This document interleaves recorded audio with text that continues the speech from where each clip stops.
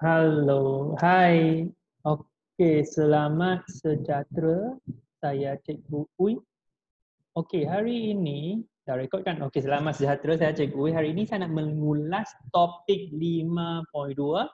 Okey, sains form 2, larutan dan kadar keterlarutan. Okey, saya nak sharekan satu skrin. Ini lembaran kerja yang saya buat. Okey, untuk topik ini, larutan dan kadar keterlarutan, awak akan belajar beberapa perkataan baru. 9. Okey, kalau awak dah tahu 9 perkataan baru ini, maksudnya awak dah menguasai topik ini. Apakah 9 perkataan baru yang awak akan belajar? Okey, ini. Zat terlarut, pelarut, larutan, larutan cair, larutan pekat, larutan tepung, mendakan, ampaian, koloid. Wah, nampak banyak susah kan? Tetapi saya rasa kalau awak memang fokus betul-betul dengan apa yang saya terangkan, ini sangat senang. Zat terlarut, apa maksud? Bahan yang boleh melarut di dalam cecair. Contohlah gula, garam, serbuk bukan mila, Milo. Okey, ini bahan yang boleh melarut dalam cecair, contoh air. Okey, zat terlarut settle. Pelarut, apa maksud? Cecair yang boleh melarutkan bahan, contoh air. Cecair yang boleh melarutkan bahan. Larutan, apa maksud dia? Hasil campuran yang terbentuk apabila zat terlarut melarut di dalam pelarut. Wah, yang macam tongue twister. Okey, larutan maksudnya contohlah macam air, cecair, pelarut campur dengan gula, zat terlarut. Hasil campuran tu, ini air, gula, larutan.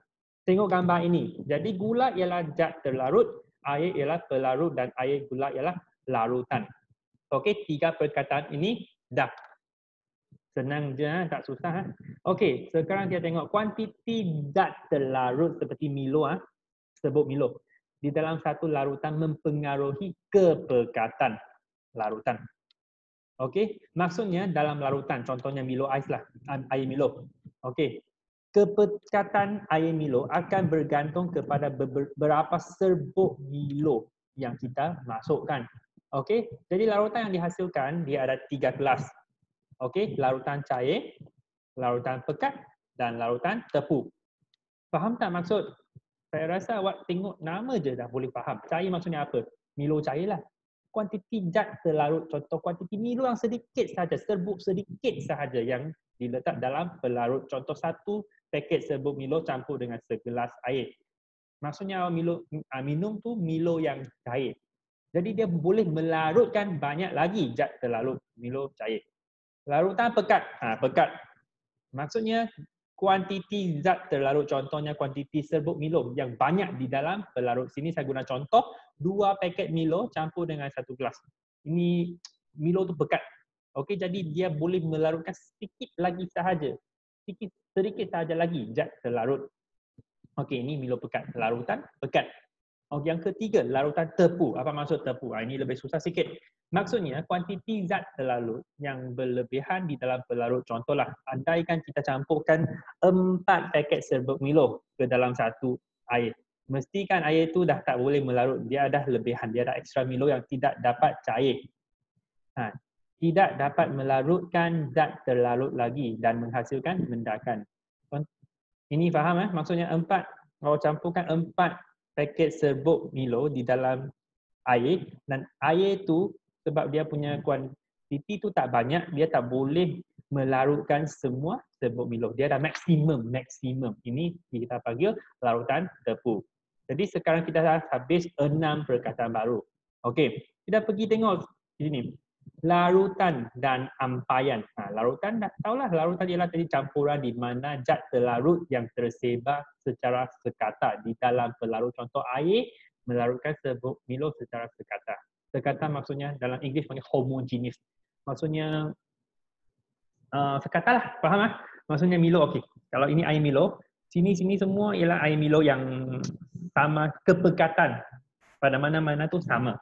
Ini larutan. Ampaian, ini ampaian bukan benda yang untuk kita gantung atau menjemur baju. Ini ampaian ialah campuran. Tapi zat terlarut tidak melarut di dalam pelarut. Contoh, campuran air dengan pasir yang kecil. Ada sedikit lumpur kan, dia mungkin dah larut jadi larutan. Tapi pasir tu dia tak boleh larut. Jadi pasir dengan campuran air dengan pasir itu ampaian. yang tidak dapat melarut. Jadi pasir lama kelamaan pasir tu dia akan tenggelam di dasar air. Ini ampayan. Okey, sekarang kita tengok keterlarutan. Apa maksud keterlarutan?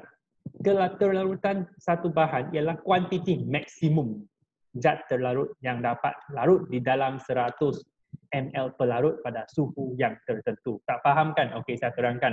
Maksudnya pada suhu yang tertentu, ini tak salah. Okey, contohkan sekarang saya ada satu 100 ml air. Apa kalau saya nak bancuh air Milo? Berapa kuantiti maksimum serbuk Milo yang saya boleh masukkan untuk menjadikan ini air Milo? Sampai satu tahap kan Milo dah tak boleh melarut ke dalam air. Jadi ini kuantiti maksimum, ini keterlarutan. Jadi apa faktor yang menjejaskan kadar keterlarutan? Kadar maksudnya cepat atau lambat. Okey, 3 ingat suhu, kadar kacauan dan saiz zat terlarut. Ini senanglah. Kalau suhu tinggi tu, kadar keterlarutan juga akan tinggi. Sebab itulah kita bancuh Milo, boleh tak kita guna air sejuk untuk bancuh Milo? Tak boleh, mesti guna air panas. Logic, common sense. Kadar kacauan. Selalunya kalau kita bancuh air Milo, kita letak serbuk Milo, letak air panas, mesti kacau dulu. Kan? Kenapa nak kacau? Sebab semakin tinggi kadar kacauan, semakin tinggi kadar keterlarutan. Common sense. Ketiga, saiz zat terlarut. Okey, ini mungkin susah sikit. Okey, alamak. Semakin kecil saiz zat terlarut, semakin tinggi kadar keterlarutan. Okey, ini saya terangkan nanti. Okey, soalan tadi. Okey, relate.